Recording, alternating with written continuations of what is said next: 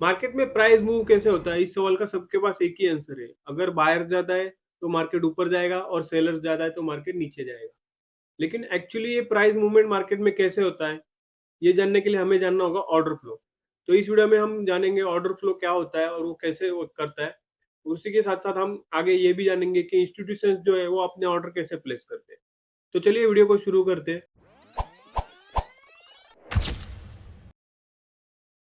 तो order flow मतलब क्या होता है, मार्केट में जितने भी बाय और सेल ऑर्डर्स है ना, उनका रियल टाइम इंटरेक्शन जो होता है ना, उसे हम कहते हैं ऑर्डर फ्लो।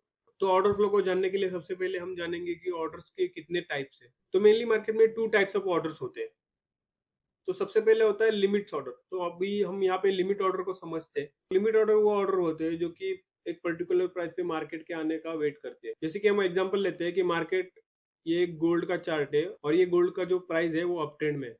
और मैं कहता हूँ कि मुझे यहाँ पे एक मेरा बाइंग लेवल है, तो मुझे यहाँ पे अपना बाइंग ऑर्डर प्लेस करना है।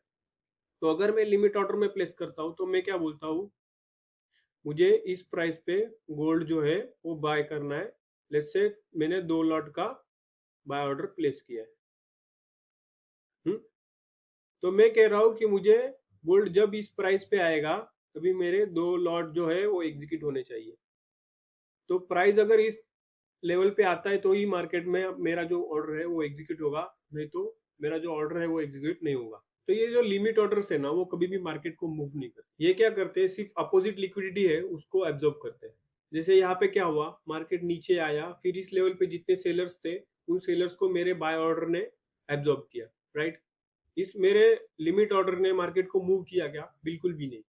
तो इस तरह से जो लिमिट ऑर्डर्स है ना, वो मार्केट को कभी भी मूव नहीं करते। तो प्राइस को मेनली जो मूव करता है ना, वो होते हैं मार्केट ऑर्डर्स। अब हम देखते हैं मार्केट ऑर्डर्स कैसे होते हैं। मार्केट ऑर्डर्स में क्या होता है, जैसे हमने लिमिट ऑर्डर में बताया कि अगर प्राइस मेरे पर्टिकुलर प्राइस रेंज पे आती है तभी मेरा ऑर्डर एग्जीक्यूट होना चाहिए। लेकिन मार्केट ऑर्डर में हम क्या बोलते हैं, मुझे तुरंत बाय बाय ऑर्डर प्लेस करनी, चाहे वो कौन सी भी प्राइस पे हो, राइट। लेट्स इमेजिन कि ये एक चार्ट है पर्टिकुलर एसेट का, और वो एसेट की करंट वैल्यू जो चल रही है वो $100 या फिर ₹100 चल रही है। हम्म जैसे ये करंट प्राइस है 100 चल रही है, तो ऑर्डर बुक में क्या होगा, इसके ऊपर सेलर्स लगे और इसके नीचे बायर्स लगे, राइट। बायर्स के लिमिट ऑर्डर्स लगे। और अगर करंट प्राइस 100 चल रहा है और मैं यहाँ पे मार्केट ऑर्डर पे लेट्स से कि 2 लॉट बाय कर रहा हूँ। हम्म? अगर मैं 2 लॉट यहाँ पे बाय कर रहा हूँ और प्राइस 100 चल रहा है, राइट। तो अगर मैं बाय कर रहा हूँ तो मुझे क्या चाहिए, सेलर्स चाहिए, राइट। मेरा ऑर्डर तभी एग्जीक्यूट होगा तभी जब भी मुझे सेलर्स मिलेंगे। तो सेलर्स यहाँ पे कहाँ पे बैठे हैं, इसके ऊपर। लेट्स से यहाँ पे 101 पे 1 लॉट का सेलर बैठा है, उसके ऊपर 1 लॉट का सेलर बैठा है, उसके ऊपर 1 लॉट का सेलर बैठा है। अभी मैंने यहाँ पे 2 lots of market order place किया है। तो मार्केट क्या करता है, करंट प्राइस पे तो कोई सेलर अवेलेबल नहीं है, तो सेलर कहाँ पे अवेलेबल है, लिमिट लिमिट ऑर्डर्स पे। तो 101 पे और 102 पे अवेलेबल है, राइट। तो मार्केट यहाँ से 2 पॉइंट ऊपर जाएगा और मेरा जो 2 लॉट का जो मार्केट ऑर्डर है वो मेरा एग्जीक्यूट हो जाएगा। मतलब मेरा जो मार्केट ऑर्डर है वो दो ये लिमिट ऑर्डर, ये जो लिमिट ऑर्डर है 1 1 लॉट के, उसको एब्जॉर्ब करेगा। तो इस तरह से मार्केट ऑर्डर्स जो होते हैं ना, वो मेनली मार्केट को मूव करते हैं। और लिमिट ऑर्डर्स जो होते हैं वो मार्केट ऑर्डर्स को एब्जॉर्ब करते हैं। तो अब आपको पता चल गया होगा कि मार्केट में जो प्राइस मूवमेंट होता है वो कैसे होता है। तो दोस्तों, मैंने अपनी पिछली वीडियो में एक सवाल पूछा था कि अगर करंट प्राइस जैसे कि किसी भी एसेट में करंट प्राइस 100 चल रही है, 100 चल रही है, इसके ऊपर 101 पे 20 लॉट्स ऑफ लिमिट्स ऑर्डर लगे, इसके ऊपर 20 lots of sell limit orders लगे, और इसके नीचे जो है वो same 20 lots of buy order, और उसके नीचे भी 20 लॉट्स ऑफ बाय ऑर्डर लगे। ऐसे सब जगह पे 20 20 लॉट्स के बाय और सेल लिमिट ऑर्डर लगे। और मैं अगर अपना 10,000 लॉट्स का यहाँ पे लिमिट ऑर्डर प्लेस करता तो मार्केट में प्राइस जो है वो पहले कहाँ पे जाएगा, ऐसा मैंने सवाल पिछली वीडियो में आपने पूछा था। तो जैसे कि अभी हमने देखा कि मार्केट को मेनली जो मूव करता है वो रहता है मार्केट ऑर्डर। तो मैंने यहाँ पे जब भी बात की वो सब लिमिट ऑर्डर्स लगे, राइट। ये 20 20 के भी लिमिट ऑर्डर लगे और मैंने 10,000 लॉट्स का जो बड़ा ऑर्डर डाला है ना, वो भी लिमिट ऑर्डर ही है। तो उस वजह से मार्केट में कुछ मूव आएगा क्या, तो इसका आंसर है नहीं। जब तक मार्केट ऑर्डर्स प्लेस नहीं होते तब तक प्राइस कहीं पे भी मूव नहीं करेगा। जैसे कि अगर यहाँ पे किसी ने सेल किया थोड़ा भी, तो प्राइस पहले सबसे पहले मेरे ऑर्डर पे जाएगा, मेरे 10,000 लॉट्स जो है वो वहां पे जितने भी सेलर्स आ रहे हैं उसको कंज्यूम करेगा, राइट। और अगर बायर्स इस लेवल पे बढ़ते तो मार्केट ऊपर चला जाएगा, राइट। तो अगर इस लेवल से मार्केट में मार्केट बाय ऑर्डर्स आते गए तो प्राइस क्या करेगा, ऊपर चलता जाएगा। तो मेरे जो 10,000 लॉट्स है वो कंप्लीट हो पाएंगे क्या? नहीं हो पाएंगे। मेरे 10,000 लॉट्स है वो तभी कंप्लीट हो जाएंगे तब जब भी इस लेवल पे 10,000 सेलर्स अवेलेबल होंगे। तो इस तरह से जो मेरा 10,000 लॉट्स का जो लिमिट ऑर्डर है ना, वो इस यहाँ पे क्या काम करेगा पता है क्या? यहाँ पे एक सपोर्ट का काम करेगा। जैसे ही प्राइस ऊपर जाएगा, ऊपर से वापस नीचे आएगा, तभी मेरे ऑर्डर्स जो है उसमें से बाकी सेलर्स को एब्जॉर्ब कर लेंगे। वापस प्राइस यहाँ से थोड़ा ऊपर चला जाएगा, राइट। वापस उसके बाद वापस नीचे आएगा।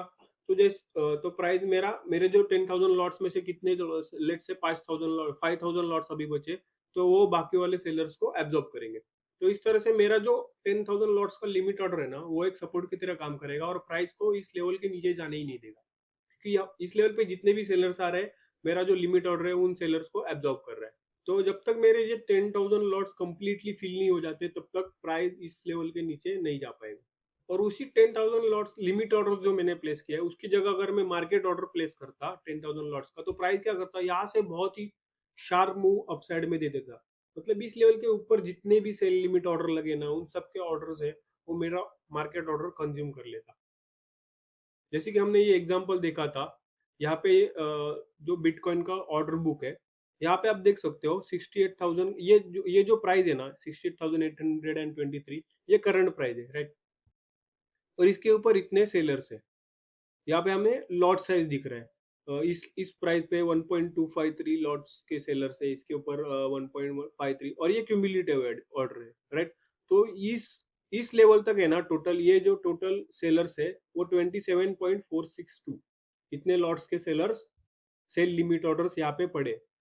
तो अगर मैं इसी लेवल पे मार्केट ऑर्डर अपना प्लेस करता हूँ कितना, 27 लॉट्स का, तो प्राइस क्या करेगा, इतने ये सब जो ऊपर के सेलर्स है ना उसको एब्जॉर्ब करते हुए मार्केट ऊपर बाउंस दे देगा, राइट। तो ये जो सेलर्स है ना सबको एब्जॉर्ब करेगा और प्राइस 823 से लेके कहाँ पे चला जाएगा, 827 में।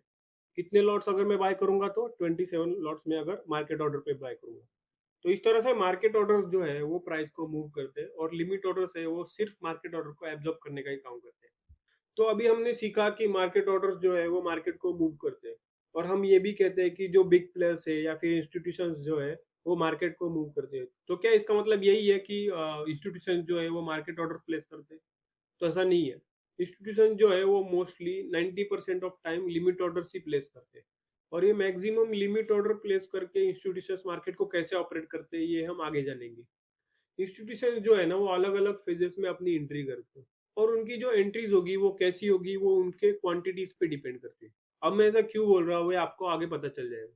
तो जो इंस्टीट्यूशंस होते हैं वो जो अपने ऑर्डर्स प्लेस करते हैं वो कभी भी मैन्युअली नहीं करते, उनके कुछ एग्जीक्यूशन एल्गोरिदम होते हैं, जैसे कि आइसबर्ग ऑर्डर्स, टी वैप और वी वैप। तो अब हम देखते हैं आइसबर्ग ऑर्डर्स क्या होता है। जैसे कि हमने लिमिट ऑर्डर्स में देखा, करंट प्राइस के ऊपर सेल लिमिट ऑर्डर्स लगे रहते हैं और उसके नीचे बाय लिमिट ऑर्डर्स लगे रहते हैं, और ये सब हमें ऑर्डर बुक में दिखता है।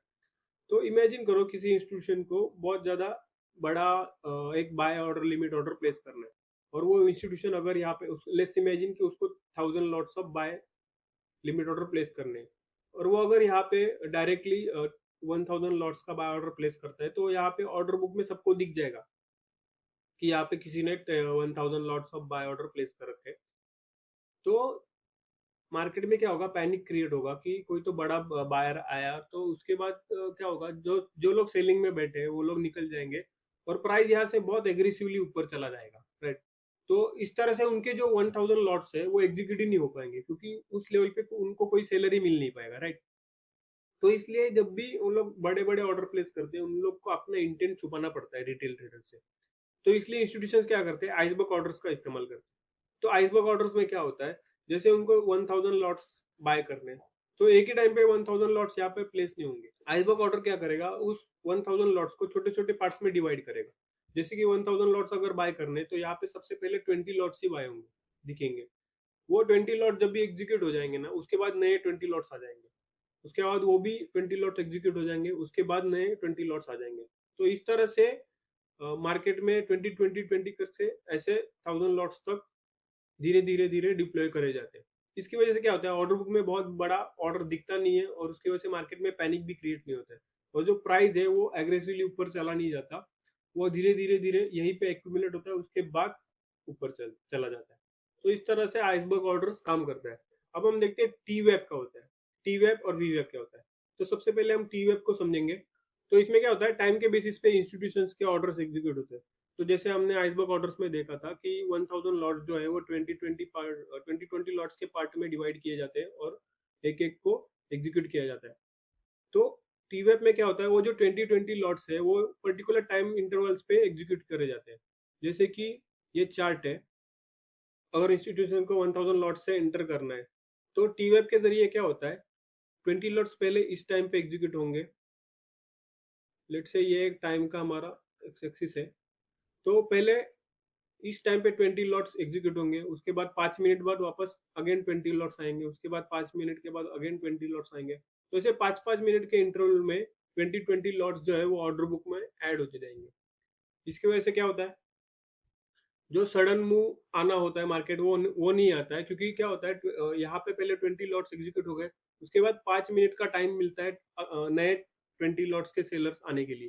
तो 5 मिनट में अगेन 20 लॉट्स के सेलर आ जाते हैं, उसके बाद दूसरा ऑर्डर एग्जीक्यूट होता है, उसके बाद अगेन 5 मिनट का टाइम मिलता है, तब तक और नए सेलर्स आ गए होते हैं, उसके बाद फिर इंस्टीट्यूशन का जो 20 लॉट्स का ऑर्डर है वो एग्जीक्यूट होता है। तो इस तरह से टी वेब में पर्टिकुलर टाइम इंटरवल्स पे जो है वो ऑर्डर्स एग्जीक्यूट होते हैं। और ये जैसे टी वेब है वैसे ही वी वेब है। टी वेब में हमने देखा कि टाइम के बेसिस पे जो है वो एग्जीक्यूशन हो रहा था, और वी वेब में क्या होता है, वॉल्यूम के बेसिस पे एग्जीक्यूशन होता है। जब भी हम मार्केट को देखते हैं तभी मार्केट में 24 आवर्स फॉरेक्स मार्केट चालू रहता है, राइट। तो अगर 24 आवर्स मार्केट चालू है तो पूरे दिन में सेम लिक्विडिटी मार्केट में अवेलेबल नहीं रहती है। जैसे कि मॉर्निंग में बहुत कम लिक्विडिटी कम अवेलेबल रहती है, उसके बाद लंदन सेशन जैसे ओपन होता है तभी लिक्विडिटी बढ़ जाती है। तो ये जो वीवेप है ना, वो क्या करता है, वॉल्यूम के बेसिस पे अपने ऑर्डर्स एग्जीक्यूट करता है। जैसे हमने देखा कि टीवेप में 5-5 मिनट में ऑर्डर एग्जीक्यूट हो रहे हैं, राइट।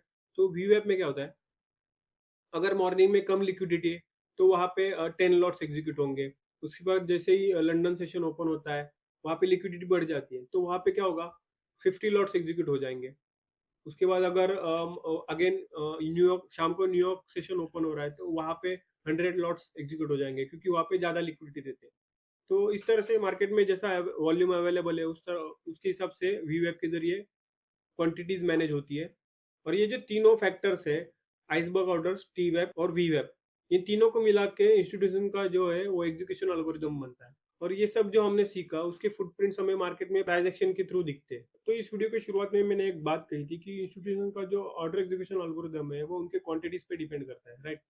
तो ऐसा मैंने क्यों कहा था, अभी हम समझते हैं। इमेजिन मार्केट अभी सेलिंग साइड में जा रहा है और किसी इंस्टीट्यूशन को इस लेवल पे सेल करना है। लेट्स से उस इंस्टीट्यूशन को 1000 लॉट्स सेल करने हैं। अब यहाँ पे जितने सेलर्स आए उनके एसएल यहाँ पे पड़े, ये सबको पता है। फिर इमेजिन कि यहाँ पे 900 स्टॉप लॉस पड़े हैं। मतलब ये स्टॉप लॉस जो है वो सेलर्स के स्टॉप लॉस है, मतलब कौन से फॉर्मेट में होंगे, 900 बाय ऑर्डर्स होंगे, राइट। और इंस्टीट्यूशन को अगर इंस्टीट्यूशन को 1000 लॉट्स सेल करने तो उनको क्या चाहिए, बाय ऑर्डर्स चाहिए, जो कि यहाँ पे पड़े। तो इस केस में इंस्टीट्यूशन क्या करेंगे, सीधा ये जो एसएल है उनको हंट करेंगे, उनके 1000 लॉट्स में से 900 लॉट्स जो है वो यहीं पे एग्जीक्यूट हो जाएंगे, राइट। उनको यहाँ पे और कुछ करने की जरूरत है क्या, नहीं है। बाकी मार्केट नीचे जाते जाते उनके जो बाकी के 100 लॉट्स है वो भी एग्जीक्यूट हो जाएंगे। तो ये केस में उनको टी वेप वी वेप इसकी जरूरत पड़ेगी क्या, नहीं पड़ेगी। लेकिन अगर उनको यहाँ पे 1000 की जगह पे 10,000 लॉट्स अगर सेल करने हैं और यहाँ पे सिर्फ 900 एसएल पेंडिंग है, तो वो यहाँ पे क्या करेंगे, तो इस लेवल पे वो लोग टी वेप वी वेप और आइसबर्ग ऑर्डर्स का इस्तेमाल करेंगे। और उनके यहाँ पे लेट्स इमेजिन कि 9000 लॉट्स के लिमिट ऑर्डर वो यहाँ पे लगा देंगे टी वेप और वी वेप के जरिए। तो मार्केट यहाँ पे आएगा, पहले 50 लॉट्स एग्जीक्यूट होंगे, उसके बाद 50 50 100 ऐसे करके इस लेवल पे उनके 80% ऑफ लॉट्स जो है वो एग्जीक्यूट हो जाएंगे लिमिट ऑर्डर के थ्रू। उसके बाद यहाँ पे जितने सेलर्स आ रहे हैं उनके ऊपर एसएल लगे, राइट। फाइनल उनकी एंट्री होगी, वो क्या होगी, वो एसएल जो होगा ना वहाँ पे उनकी फाइनल एंट्री होगी, और उसके बाद मार्केट क्या करेगा, नीचे जाएगा। तो इस तरह से उनके जो 10,000 लॉट्स थे वो यहाँ पे कंसोलिडेशन मतलब एक्यूमुलेशन में एग्जीक्यूट हो जाएंगे। तो इस तरह से जब भी उनको 1000 लॉट सेल करने थे तभी उनको यहाँ पे एक्यूमुलेशन करने की जरूरत नहीं पड़ी, मतलब लिमिट ऑर्डर प्लेस करने की जरूरत ही नहीं पड़ी। उनको पता है कि इसके ऊपर 900 एसएल पड़े हैं, उसको हम हंट करके सीधा नीचे जा सकते हैं। लेकिन अगर उनके बिग ऑर्डर्स रहते तभी उस केस में उनको क्या करना पड़ता है, लिमिट ऑर्डर प्लेस करके रखने पड़ते हैं। और उनके लिमिट ऑर्डर की वजह से क्या होता है, मार्केट उस लेवल को क्रॉस नहीं कर पाता। तो उस लेवल पे क्या होता है, और नए सेलर्स भी आ जाते हैं, रिटेलर जैसे कि जो लोग सोचते हैं कि ये लेवल अच्छा काम कर रहा है, यहाँ पे सेलिंग आएगी, तो उनकी जो एसएल है वो ऊपर लग जाते हैं, और मार्केट क्या करता है, फाइनल उनकी लिक्विडिटी लेके फाइनल मूव दे देता है। तो ये बस दो तरीके मैंने आपको बताए जिस तरीके से इंस्टीट्यूशन अपनी एंट्री बनाते हैं। ऐसे बहुत तरीके हैं, जैसे कि कभी कभी लिक्विडिटी स्वीप करी जाती है, तो कभी कभी लिक्विडिटी ग्रैब करी जाती है। कभी कभी वीकेंड्स को निकालने के लिए एक ही लेवल पे दो तीन बार ऐसे लंड किया जाता है। या फिर कभी कभी क्या होता है, मार्केट एक्यूमुलेशन करता है और दोनों साइड की लिक्विडिटी स्वीप करता है, उसके बाद मार्केट जो है मेन मूव देता है। तो इस तरह से अलग अलग तरीके से इंस्टीट्यूशन अपनी पोजीशन बनाते हैं। लेकिन क्योंकि आपको अभी तक ऑर्डर फ्लो ही पता नहीं था, इसलिए आप चार्ट पे उसको देख ही नहीं पा रहे थे। आई होप इस वीडियो के बाद आपको पता चल गया होगा कि कैसे इंस्टीट्यूशन अपनी बिग पोजीशन एंटर करने के लिए मार्केट को एक्यूमुलेट करवाते हैं, और कैसे टी वैप और वी वैप मार्केट में काम करते हैं। तो एज ए ट्रेडर किसी और की स्ट्रेटेजी सीखने से अच्छा है कि आप पहले मार्केट को समझो, मार्केट में वो चीजें कैसे वर्क करती है इसको समझो, उसके बाद आपको कोई स्ट्रेटेजी सीखने की जरूरत नहीं है। क्योंकि आपको अगर पता है मार्केट में क्या हो रहा है, करंटली मार्केट में कौन अपनी पोजीशन बना रहा है, वो अगर आपको चार्ट देख के समझ रहे हो, तो आपको किसी स्ट्रेटेजी की जरूरत नहीं पड़ेगी, आपको अपनी एंट्री खुद ब खुद मिल जाएगी। और अपना तो टैगलाइन भी है कि you don't panic if you know the game, so know the game. और इस ट्रेडिंग के गेम को जानने के लिए आपको पता है आपको क्या करना है। तो आज के लिए इतना ही, मिलते हैं अगले वीडियो में। Until then keep grinding.